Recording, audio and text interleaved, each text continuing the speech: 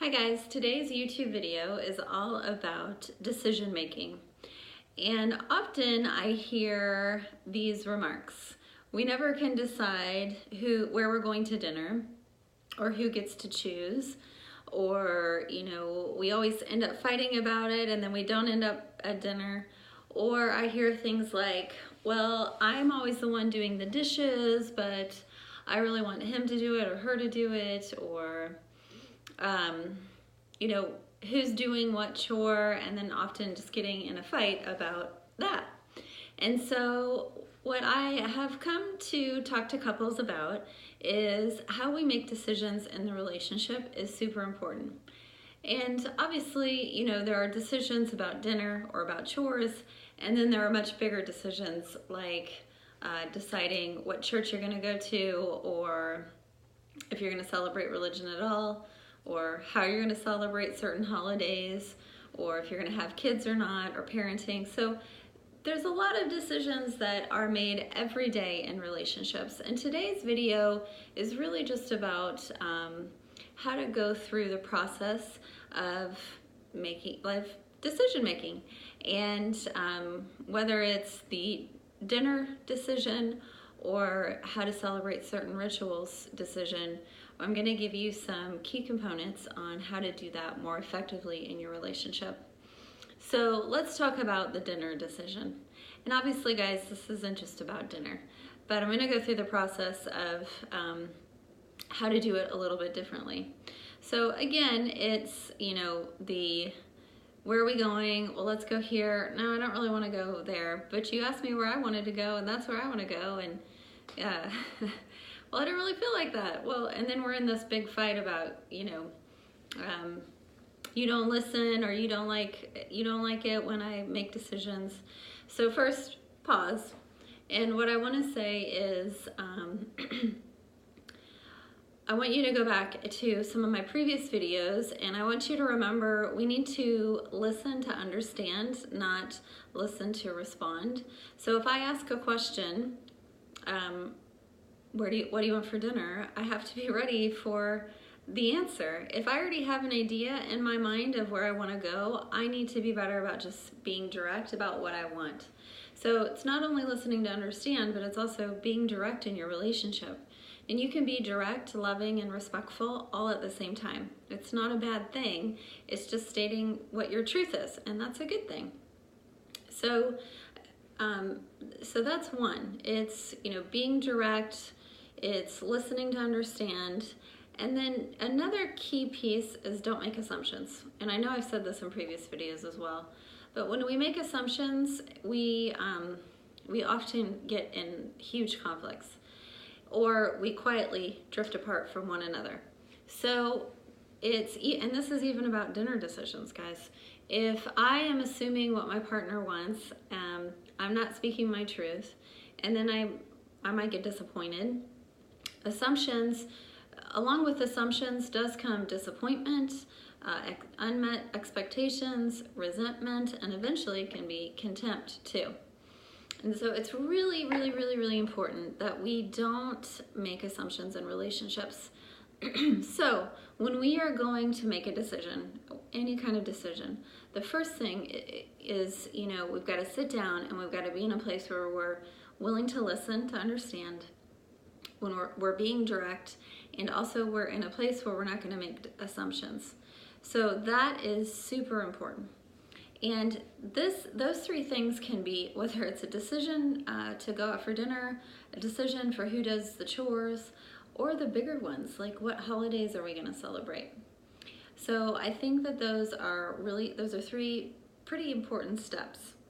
And then the other thing is, it's good to have a couples meeting, time apart from the craziness of the day, the week, the month, to really set aside and say, this is a time that we're committing to one another to go through what's going on in our relationship. So those little check-ins that I've talked previously about, and also if there are some decisions that need to be made. Now, you don't necessarily need to have a couples meeting, a formal couples meeting for dinner time, but you might want to have a formal couples meeting for deciding who's doing what chores and that negotiation.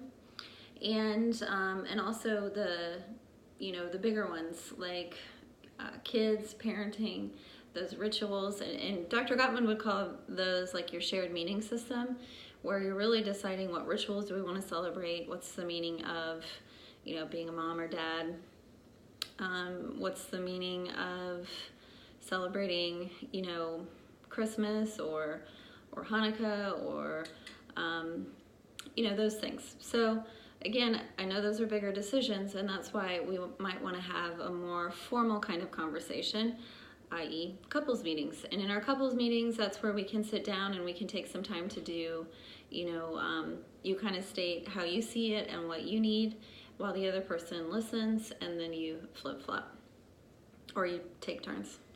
So that's another, key component, especially when a big decision's coming.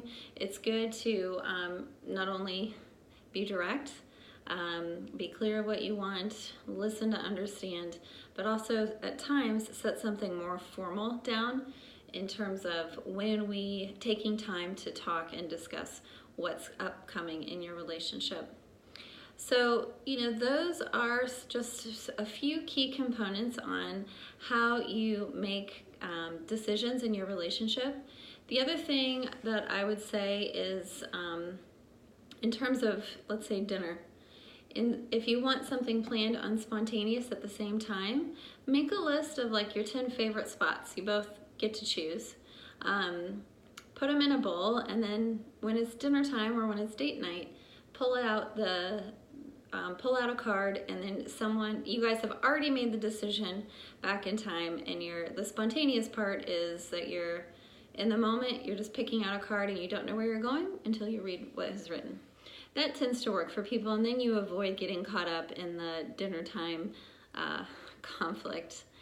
And regarding chores, a lot of times it's helpful to kind of make a list with one another. I'm gonna do dishes, sweeping, countertops. If you do bathroom, mowing the lawn, and folding the laundry, and let's do that for a couple weeks and then see how it goes.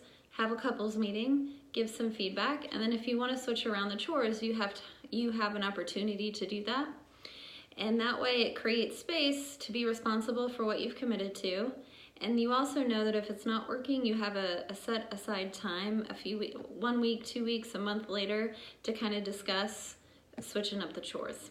And if you have kids, you can do that with them as well. It's really helpful. And then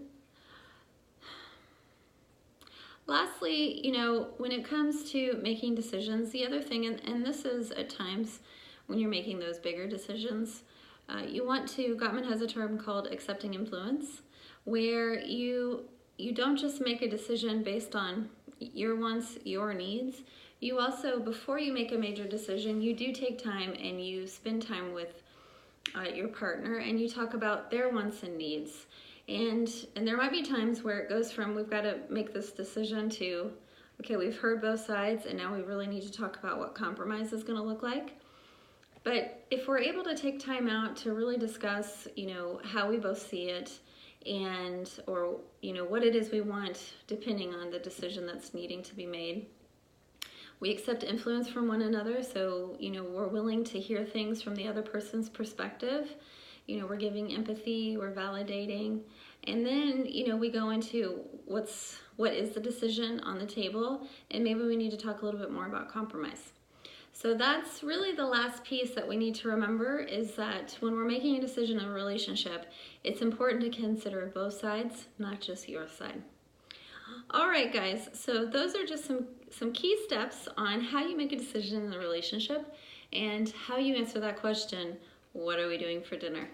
So I hope this is helpful. Don't forget to subscribe to my YouTube channel for weekly updates all about relationships. Have a great day.